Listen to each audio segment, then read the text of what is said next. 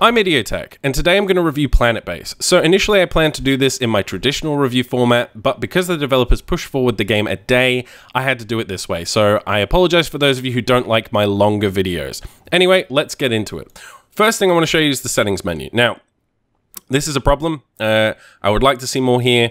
It's a Unity game. I understand it's a pain in the ass to break out some of the Unity options, having developed in it myself. However, this really isn't acceptable. It's quite a graphically demanding game in places, and it really would have been nice for them to sort of break this out, give people some more options. It's not the biggest deal in the world. I don't want to harp on about it too much, but indie developers, please, options in the future.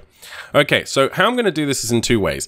I have a save game here where I've pretty much unlocked everything in the game, and I want to show you that later, but first what I'm going to do is jump into a new game, show you the core mechanics, how the game works initially, and then we'll load the save game up and I'll show you the more advanced stuff. So, as you can see here, we have three selections of planets available. The first is apparently accessible, the second is challenging, and the third is overwhelming. Now, in order to unlock each of these planets, you have to complete milestones. And so there's various milestones. They're essentially achievements in the game. And once you unlock, in this case, 5, you get access to the next planet. And then in this case, 10, you get access to the next planet.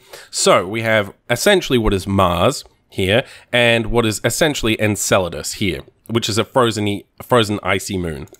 So I'm going to jump onto this one because I haven't actually played it yet, and I kind of want to check it out, and you'll get an idea of how this works. And so basically it's telling us a little bit about the planet here. Outer planet with a nitrogen atmosphere, with the thickness atmosphere, blah, blah, blah, blah, blah. Light amount is low. This is important because solar panels aren't going to work particularly well. Atmosphere density is high, which means it's suitable for wind turbines. Sandstorm risk is low, solar flare risk is low, and meteor risk is low, which if you compare it to the first planet, actually sounds easier. So I'm a little confused as to what's going to make this more difficult, because here we have high light amount, high wind turbines. So we can use solar powered and wind turbines here, so maybe power is going to be an issue.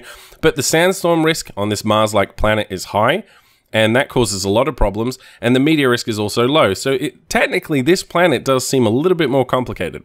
So the idea of this game, and I may not have actually said what the idea of this game is, but it's a colonization game. You build a base on a planet, and you try and survive. If you've played a game similar to Anno before, or Banished, which was a small indie game that came out a couple of years ago. Very similar to those games, lots of production mechanics, and there's survival elements as well. So we're going to jump into this planet. You can rotate the planet to pick any sort of location you'd like to land. I'm pretty sure it's procedurally generated, but I can't be 100% sure, so we're just going to pick this location. You can name your base, and we'll start the game. So yeah, as I said, it's very similar to Anno. There's lots of production mechanics. You collect resources, you build them into things, and then you try and survive. And that's where the Banished comparison comes in, because Banished had that as well. It was very similar to Anno, but it also had a lot of survival mechanics, and this does as well. Now, overall, the presentation of this game, I think, is quite good. Obviously, it's not next generation or anything, but I think it's quite nice. I think it holds up relatively well. The shaders are all very nice. The lighting is quite good. I think it's quite impressive for an indie game. Now, I should mention this game retails for $20, but is currently on discount for, I think, $16.99. And having played this thing for about 8 hours and unlocked pretty much everything there is to unlock, I do think that price is a little bit high, if I'm honest. Okay, so the first things first here is we need to create a bit of a base. So we can build external features or we can build internal features. So I need to build an oxygen generator. But the first thing I need to do is scout my environment. And this brings up my first sort of complaint controls-wise, is you have to press Q and E to rotate the camera. And it rotates around the camera. The camera physically rotates. So I would prefer it if I could select an object and rotate around that object. But unfortunately, you can't do that in this game. And it does become kind of annoying sometimes to navigate with the cameras. It's not the biggest issue in the world, but I would like... Games like SimCity, for example, have an excellent camera system. And I would like to have seen something like that here. So that's my first initial criticism. It did annoy me a lot while playing. Okay, so we've built an O2 generator. The next thing to do is build an airlock. This is the sort of standard procedure for starting up your base. So I'm going to build the airlock here. You want to build it close to your ship so everyone can get in and out. And then we have to link the two. And so if we click one and then click the other, you'll see this little link thing. We can connect these two structures. And essentially, we're creating a base right now. Once this is built, you'll see what I'm talking about. Now you can increase the speed of the game up here, or you can just press the plus and minus keys. So I'm increasing the game to 4 times speed. And as you can see, the little astronauts are taking resources out of the ship and bringing them over and creating things from them. And there are resources in this game. They're physical, You have to store them. It's kind of cool, actually. I like that. Very similar to other games.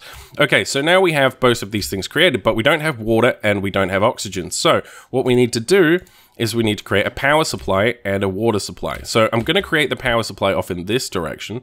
Actually, I'm not going to build a solar panel because on this planet, I should probably slow down the game as well. On this planet, we need wind, which we can't build until we build a solar panel. So we have to build a solar panel initially. This might be why it's difficult. Connect these two up. Then you have to do this early stage very quickly. You will fail a lot in this. The first couple of times I tried to make bases in this game, I died horribly. Due to starvation, lack of oxygen, lack of power. You can die very easily. It's very difficult to achieve homeostasis in this game. But you can do it, and once you do it, it kind of becomes a little easy, honestly. The trick to this game is to take everything very slowly and expand very slowly, but that does lead to you oftentimes waiting around a lot for things to be done, and that's one of the game's weak points. Okay, so we're just going to speed this up, see if I can get these things built, show you how this stuff works.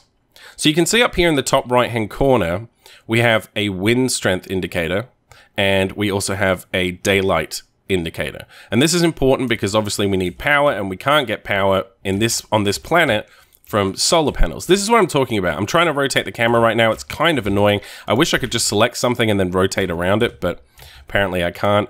Okay, so I need power for this. Now I should be able to build a wind turbine now because I've built the solar panel.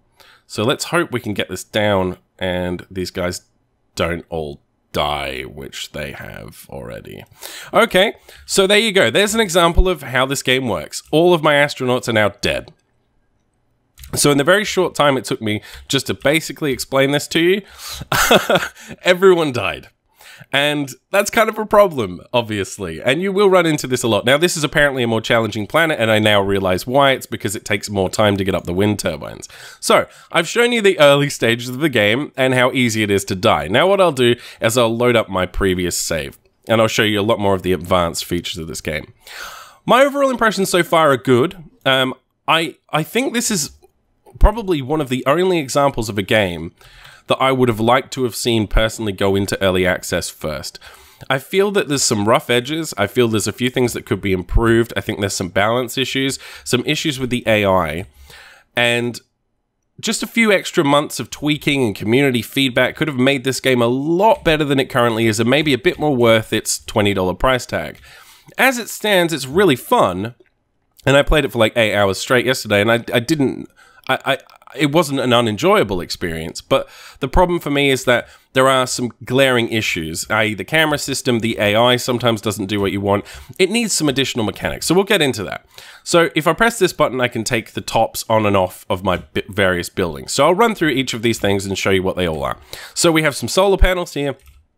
And on Mars, this is essentially Mars, it's not called Mars, but there's lots of daylight here, so we can use the solar panels effectively. There's also a lot of wind, and these items here that I'm selecting here, these are power storage facilities, so any power we're not using gets stored in these, and that is very useful at nighttime when there's obviously no sunlight for the solar panels, and when the wind drops off, you'll start using these resources. Now, you'll see some of these are larger than others, and if you use the scroll wheel when creating items, it allows you to create larger ones, and they have obviously better power draw or better power storage in this case. So this is my energy grid over here, and it's separate from my base. Now, there are various things that can threaten it. You can have sandstorms, you can have solar flares, you can have meteor strikes. They're all very annoying, and they kill your people and destroy your structures, and everything needs to be repaired as well. So you can see here it says the state of this wind turbine is excellent, but you can see it's starting to go down, and I need people to come out and repair those using spare parts, which I actually have to create. So, it's a very complex game. If you like management games, there is a lot to enjoy here. It is in no way a bad game, but it doesn't rival something like Anno, for example. I'd say it's on a very similar level in terms of quality to Banished, if you ever played Banished. So, this is our airlock here. This is our oxygen generator. This is a dormitory with a bunch of bunks in it for everyone to sleep in. Over here we have a biodome where we can grow various fruits and vegetables. Now, growing vegetables in this game is kind of interesting. I'll edit this room and show you. So we have various starchy materials up here. Then we have food sources, then we have medicine, and then we have trees, which are just for recreational purposes. And so in order to create plastic, bioplastic, which is one of the resources in this game, we need to create starchy materials. And so we have maize, for example, and in this case, it's a very low maintenance starchy vegetable, whereas up here we have peas, which are very high maintenance. Now, the difference is that high maintenance require more biologists to take care of them more frequently, and you can see some biologists here, the people in green coats working on these vegetables. And if they're high maintenance, it means you need a lot more biologists. Low maintenance means you need less biologists. It's as simple as that. But the problem is that low maintenance also produces slowly, and high maintenance produces quickly. So it's a balancing act. And there's a lot of that in this game. Same here with tomatoes. They produce vegetables very fast, mushrooms very slow, but they require more maintenance. So that's how the biological material production stuff works. Next up, we have this here. So you'll see these little yellow arrows. Now, over here we have priorities. So if I want people to work on this as a top priority, I can set that. And that's nice. But I would actually have preferred to have a system where I could say, please allow me to assign 3 biologists to this room, 2 biologists to this room. Very similar to something you might see in Prison Architect, where you can assign people to roles. I would have appreciated that, because the AI sometimes doesn't do what you want it to do in this game. Sometimes you'll have a biologist complaining he's starving to death, and yet he won't go and grow any food. So it would have been nice if I could have had more direct control over the AI, and I think that's something that could have been worked out if the game had gone into early access first. Maybe they'll patch it post-release, but I would have really loved to have had some more fine control over my citizens, been able to assign specific people to specific areas, not like control them individually, but just say, can this area please always have 5 biologists in it? That sort of thing. I think that would have been good. Anyway, you can prioritize and deprioritize. It helps. It's not hugely helpful, though. I would like more control here. So we have a plastic creating machine here, and we have a metal creating machine here. And so how this works is we have to extract ore from this mine, or the mine I have over here, and then it goes into a facility like this, goes into this machine, and then it's turned into steel, which we can then use to build things. And then in this case, bioplastic, that comes from our starchy vegetables, which creates starch, which we then turn into bioplastic. Now, seeing as someone's just shown up, I want to show you this. So a ship's just arrived. It's a trading ship. Excuse me. It's a trading ship. So if I click on this, this will allow me to trade materials. So right now I have a reasonable amount of bioplastic. So I might want to get rid of some of that. So we'll get rid of 10 units of that. And in return, say we want a robot. We want a bot. Maybe we want some chips. In this case, I would like just some money. So I'll take some of his money, and that's too much. Oh, I don't want the robot. And so that value is too high. So I'll lower my value until it matches his value. There we go. Roughly, I can't really take anything else from him. So that's a bad trade. I wouldn't normally do this, but this is how the trading system works. You just click these to say what you want, and you click these to give him what you want until you get a trade value that's equal, and then you hit trade. And then what happens is your little guys will come out and deliver the goods to him, and he will drop off the goods, and they'll have to move those to storage. This is a storage room here, and I have some more over here and over here. So this is how we create metals and bioplastics, which we need to build things. This is a storage room. This room here is just a room with trees in it. Now, there are recreational rooms that are required to keep the citizens happy and working effectively. This is a room I created to do that. It's just a bio room, but it has trees in it only. People go in there, they chill out, they get some nature experience, and they have a good time. Over here, we have a bar. So this is a place where people can get drinks, get pissed, you know, live it up, and watch TV. This is another oxygen generator. This is a more advanced bedroom system with like single beds for everyone, so they don't have to sleep with bunks. It's just a better sleeping environment for them. It means they sleep less. Over here, we have a control center. And so this allows us 2 functionalities. The first is it allows us to access this up here in the controls section, which allows us to set yellow and red alerts. So these alert statuses, you can read there what they do, but it allows us to make sure that our citizens don't go outside during a solar storm, for example, and get irradiated to death. So that's very useful. We also have a security panel with a security guard on it who will protect us. Eventually, in the late game, people will show up and try to kill you, pirates. And so you need security guards with weaponry, which you have to construct for them to defend you. We have a telescope control panel and a radio console. And so these control these 3 devices over here. We have the radio antenna, which will intercept, has a chance to intercept transmissions. We have the telescope, which has a chance to warn us of solar storms, sandstorms, meteor strikes. And then we have the anti-meteor laser, and this will shoot meteors out of the sky, which, trust me, is very useful because meteors will routinely smack into your structures and destroy things, creating massive oxygen leaks, and it's not very fun. So that's a very useful thing to have. What else do we have here? We have a robotics facility where we can create robots. I'm still currently working on this. Robots are useful. They can go outside during high radiation periods and they won't die, obviously, but they do need to be maintained. They're very useful. You start off with 2, I think, when you start the game. So that's cool. This is one of my big biodomes where I'm growing lots and lots of food. You can see it stacking up there. This is another recreational area where people can do some exercise and relax.